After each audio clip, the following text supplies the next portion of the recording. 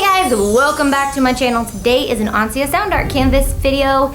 Don't know what one of those is? Well,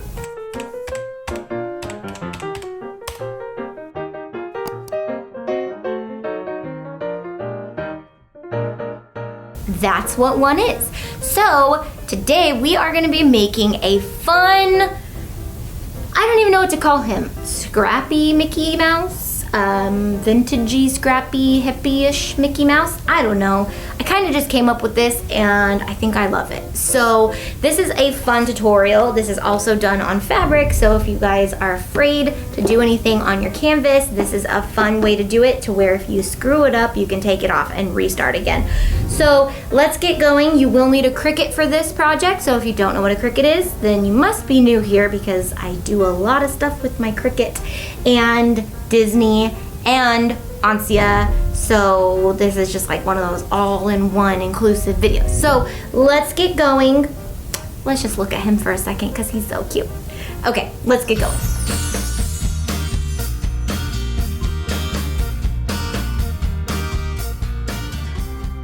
So I am going to be making something really cute. I'm going to delete him really quick so we can start over.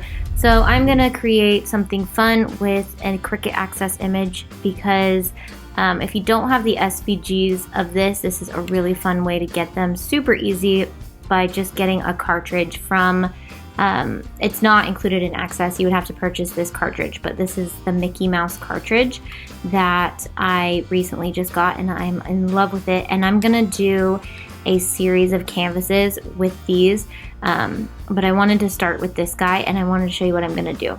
So I am going to create a template right now for, sorry, Siri just heard me say something. So I'm going to create a template since Design Space 3 doesn't have templates yet. They are working on putting that back in, so don't worry about that. So I'm making a 16 by 20 canvas, so I'm gonna make my own template by making a square that will be 16 by 20, and then I'm gonna zoom out so I can see this whole thing, and I want to make Mickey as big as my template. So I'm gonna move this to the back. Let's arrange, move to back, and then I'm gonna put him right on the center.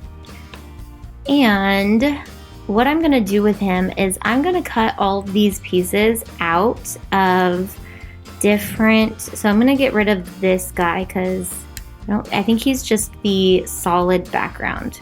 So this is a solid background that's a little bit bigger than him, and then this is the solid background that, like, let me get rid of all of these so you can see all the pieces of him. So if I were to get rid of all of these, you would just see the purple. So I'm gonna get rid of that altogether. And I think I need to keep his solidness back there, and I'm going to turn all these back on. What I'm going to do is I'm going to cut these out of paper, but not traditional paper. I'm going to cut them out of the Mickey paper that Cricut sent me. So I am going to make sure I like him on my canvas, how he is, and then I'm going to click Make It. And what that's going to do is prompt me, oh, it's saying my image is too big, and that's because I have this guy.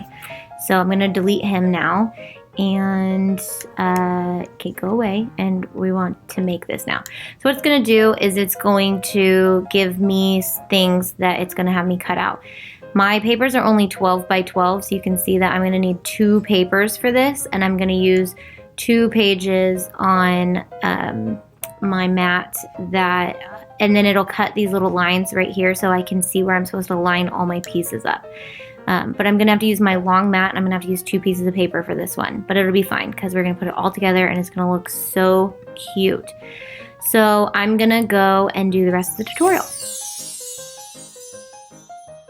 Alright, so I'm using the Mickey paper pack that we got in the Cricut's new paper, licensed paper, which I'm obsessed with.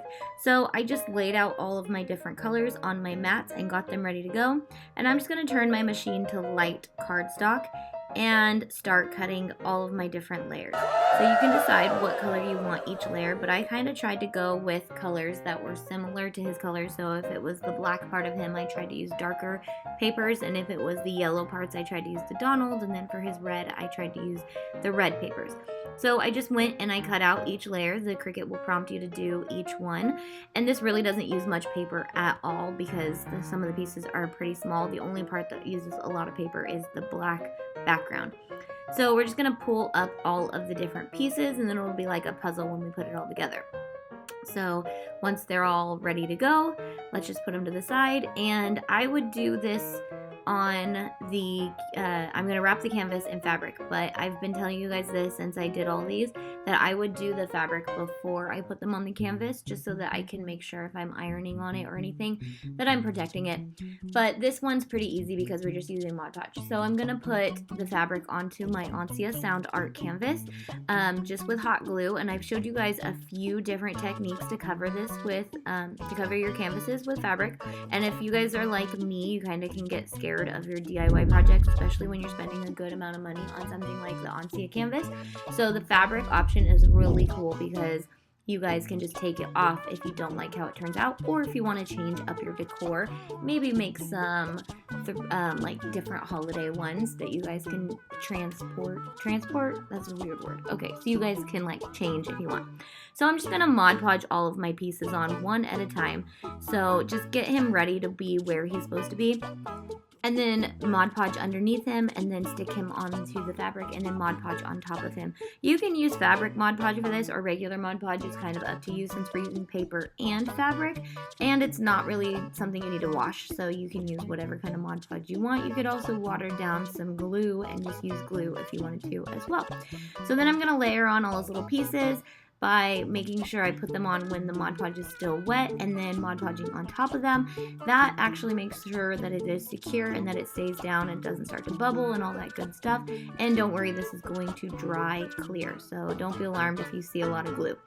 So then I'm going to put on his face, and then I think I lost his eyeballs and his buttons. I couldn't tell if I like mixed them up, but I still think he turned out cute either way. So I put his little tongue in there, and then I believe I put his buttons in, and then he also has eyeballs, but I forgot to put them in. But he turned out super cute, so don't forget to share with me if you guys make this project, because I love it.